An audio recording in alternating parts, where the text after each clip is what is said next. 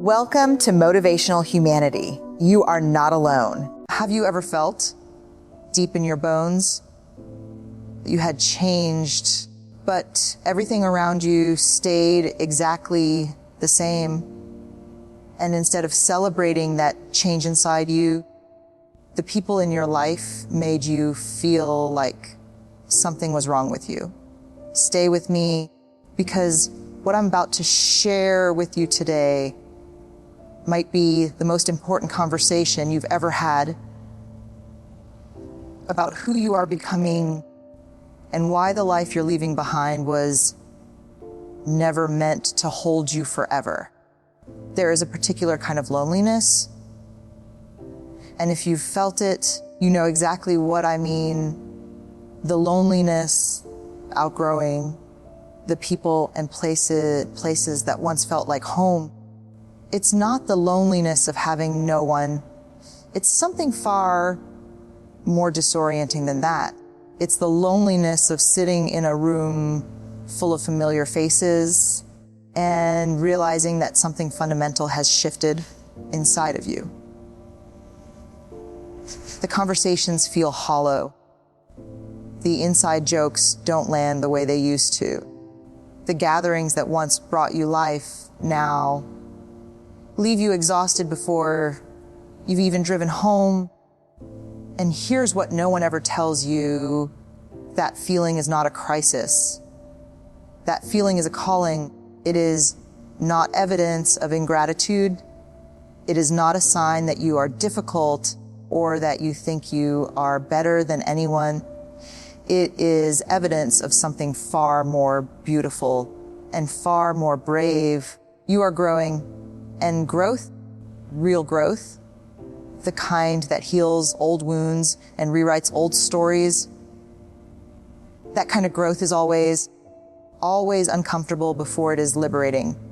Today, you and I are going to sit together in this quiet space, this sanctuary of honesty, and we're going to talk about what it truly means to outgrow the environments, the relationships, and the version of yourself that were never designed to carry the woman you are becoming.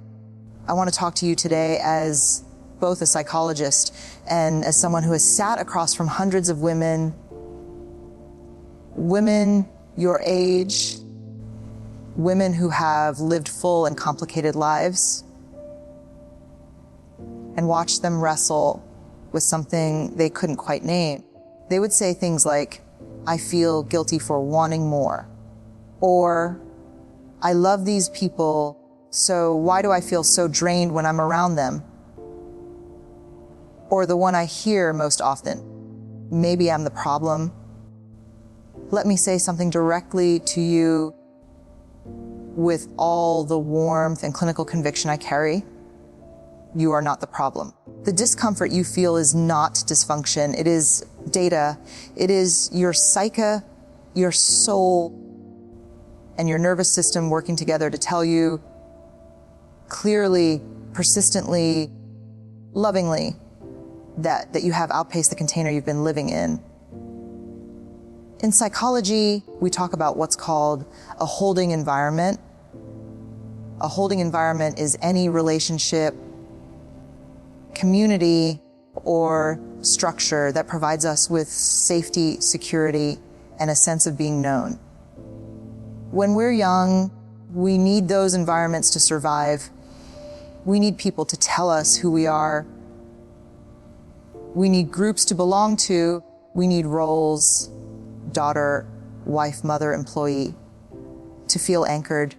But here is what happens as we grow, as we heal, as we do the difficult inner work of confronting who we were shaped to be versus who we actually are.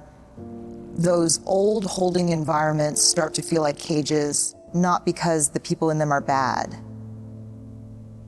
Often they are people we love deeply, but because the environment was built for a version of us that no longer exists. Think about it this way. You would never put a full-grown oak tree back into the pot where it started as a seedling. Not because the pot was wrong. The pot served beautifully for its season. But the tree is simply too much for it now. Too alive, too expansive, too rooted in its own truth. And what happens when a living thing is forced to stay in a space too small for its growth? It begins to contort, to diminish itself, to stop growing in certain directions so it can fit. It starts to wilt in places where it was designed to flourish. This is what happens to so many women, especially women in their 50s, 60s, and 70s, who have spent decades being the caretaker, the peacemaker, the one who shows up, the one who never complains, the one who makes sure everyone else is comfortable, even when she herself is disappearing. And then, whether through loss, through therapy, through a book that cracked something open, through illness, through a quiet morning alone, or through the pure and graceful passage of years, something shifts. She begins to see herself clearly, perhaps for the very first time, and the old environment, the old relationships, the old roles, the old conversations, they cannot hold this new seeing. They were not built to. This is the transition point that brings so many beautiful women into therapy or to videos like this one. This is the moment that can feel like falling apart, but is actually at its sacred core, the beginning of coming together. I want to walk through some very specific signs with you now, not as a diagnostic checklist, but as a moment of tender recognition. As you hear each one, I invite you to simply notice what moves in your chest. The first sign is this: the conversations in your world feel chronically surface level. You crave depth. You crave meaning. You want to talk about what matters, about life and loss and beauty and purpose. But when you try, the conversation gets redirected to who said what to whom, what's on sale at the store, or what someone else's child did that was so terrible. And you sit there, smile in place, and feel an almost physical ache for connection, real connection, the kind that leaves you feeling more alive, not more hollow. The second sign is this: you feel a persistent, low, great exhaustion after spending time with certain people. This is not about being introverted, though introversion is beautiful and real. This is something else. This is what happens when you spend time in environments where you cannot be fully yourself, where you are performing a version of you rather than inhabiting the real one. That performance, that continuous code, switching of the soul, is profoundly draining. The third sign, and this one is perhaps the most telling, is that you have begun to feel a kind of shame around your own growth.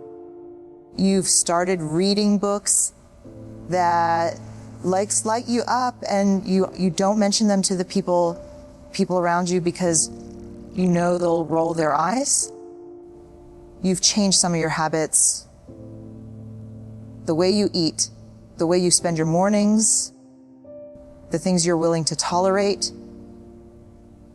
And you keep those changes quiet because you've been made to feel, directly or indirectly, that changing is a kind of betrayal. Any environment that requires you to hide your growth is not a home. It is a holding cell. The fourth sign is this: your boundaries, those sacred healing lines you have worked so hard to draw, are consistently mocked, ignored, or punished in your current environment. Boundaries are not walls. I want to be very clear about that. Healthy boundaries are bridges. They are the structures by which we are able to remain in relationship without losing ourselves in the process.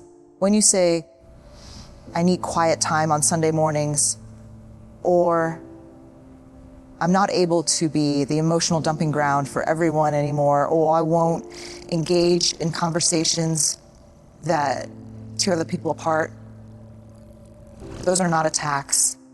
Those are acts of profound self-respect. And when the environment around you responds to those boundaries with guilt, tripping, manipulation, silence, or outright cruelty, that is not your environment loving you. That is your environment trying to keep you small enough to serve its own comfort. The fifth and final sign I want to name today, you have begun to feel called toward something. A person, a practice, a purpose, a place that your current environment cannot understand, validate, or celebrate. Maybe it's a creative dream you've been quietly carrying for decades.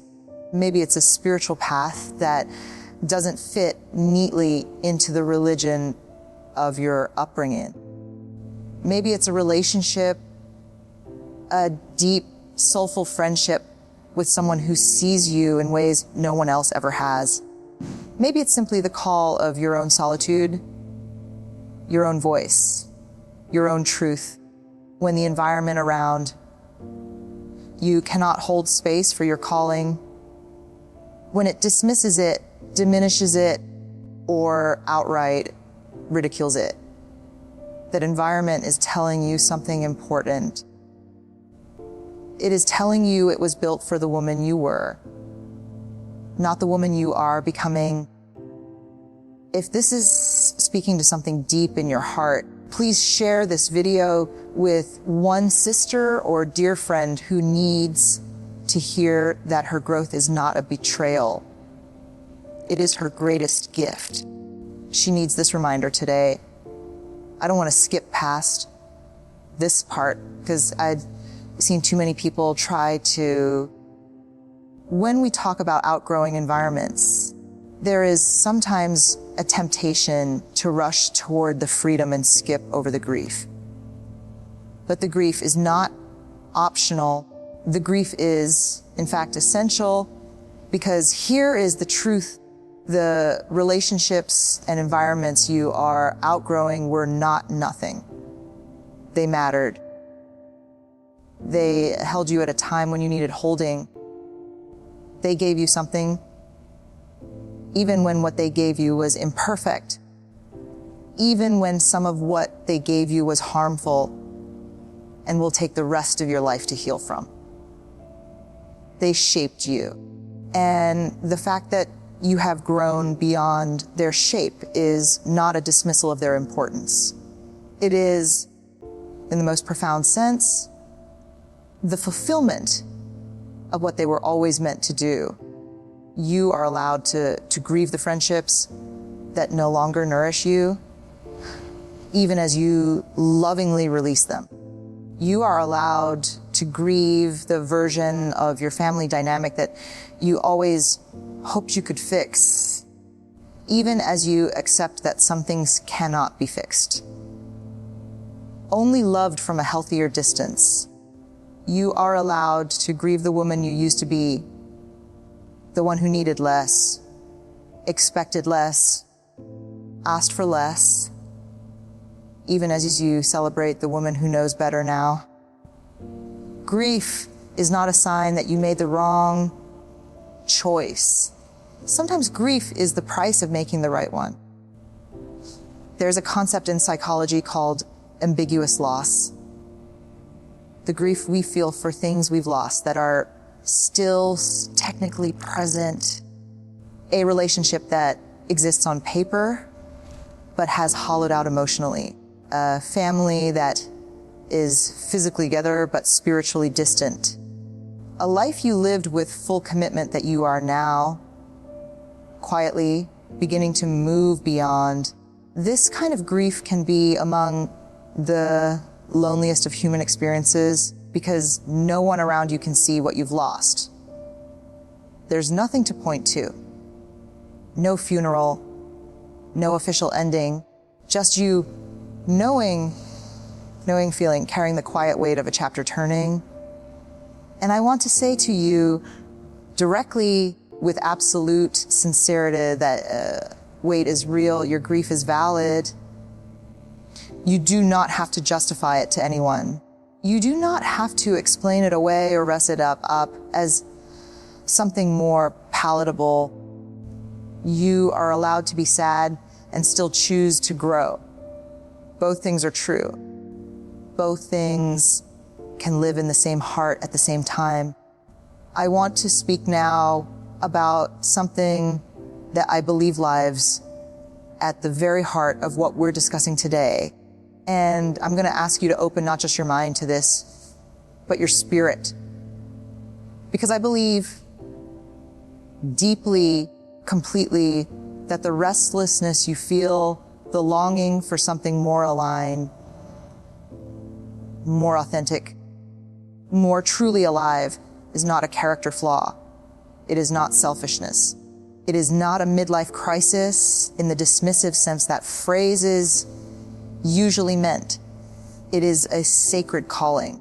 Every wisdom tradition on earth, Christianity, Buddhism, Judaism, Sufism, indigenous spiritualities, and the quiet inner knowing that lives in women who have simply paid attention to their own lives.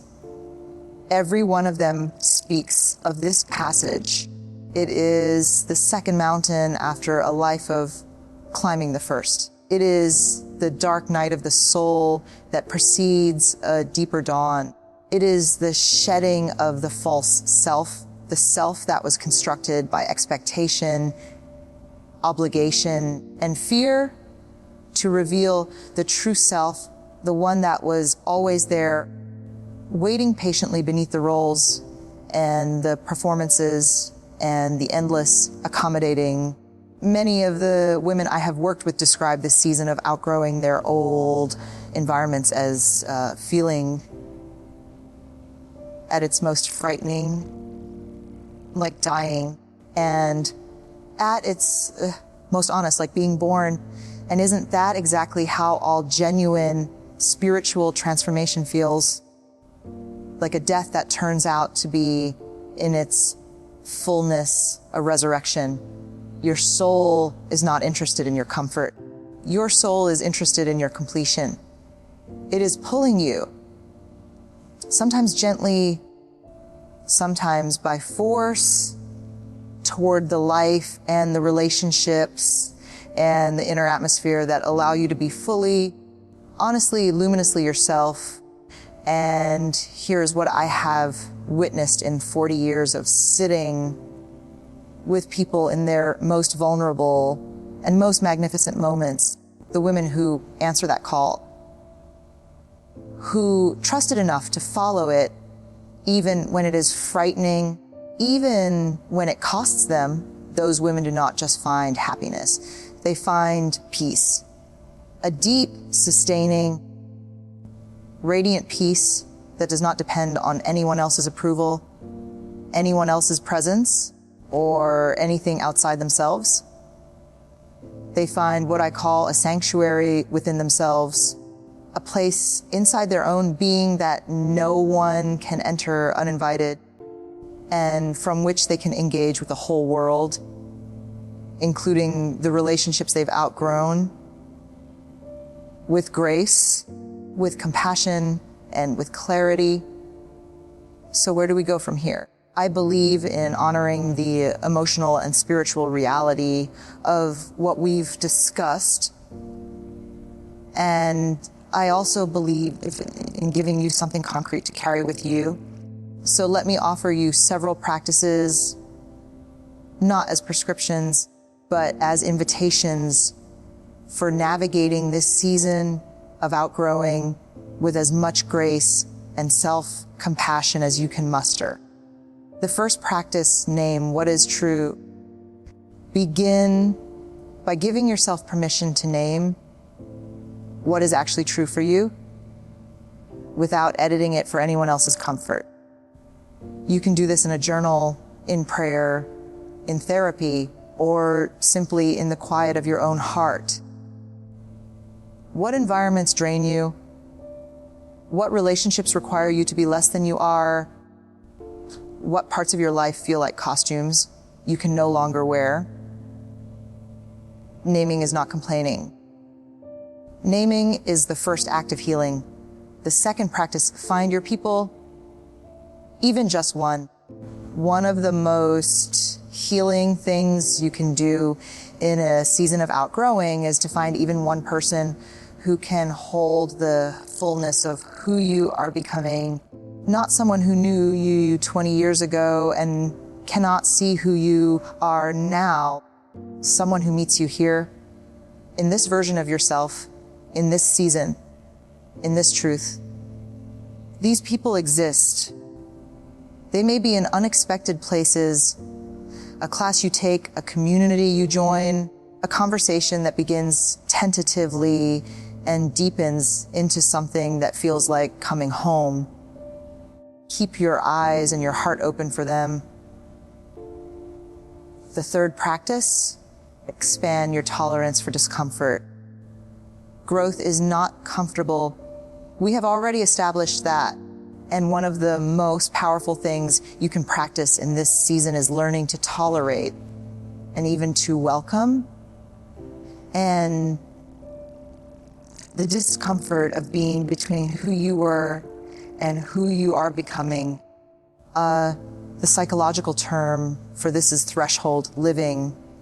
The capacity to remain in the liminal space without rushing to resolution, without collapsing back into the familiar, simply because the unfamiliar is uncertain.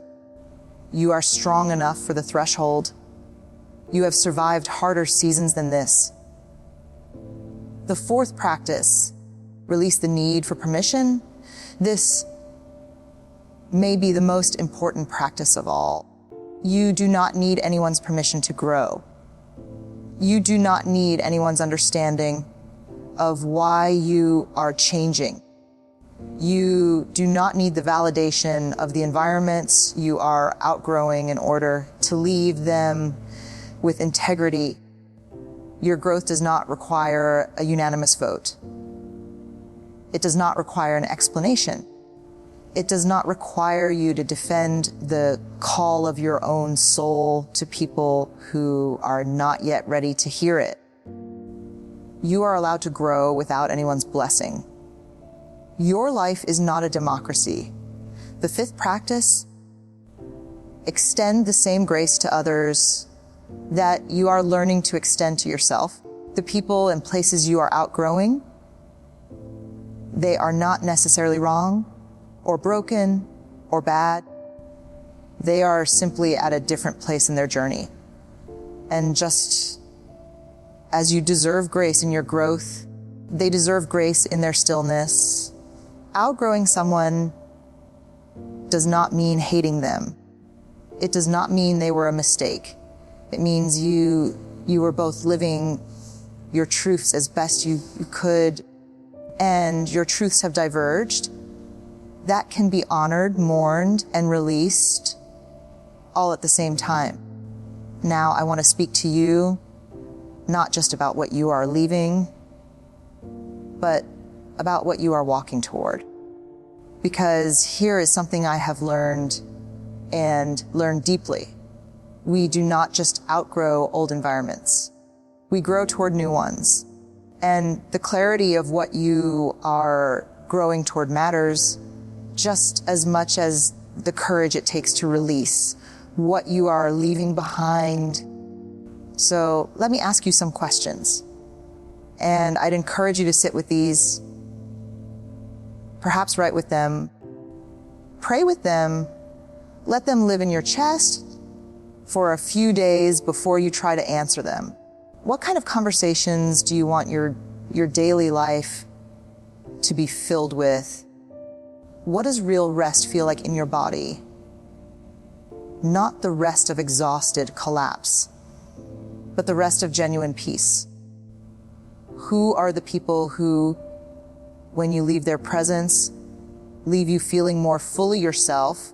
Where are the places, physical, emotional, spiritual, where you can breathe all the way down? These are not frivolous questions. These are the most important questions of the second half of your life. And they are not selfish questions.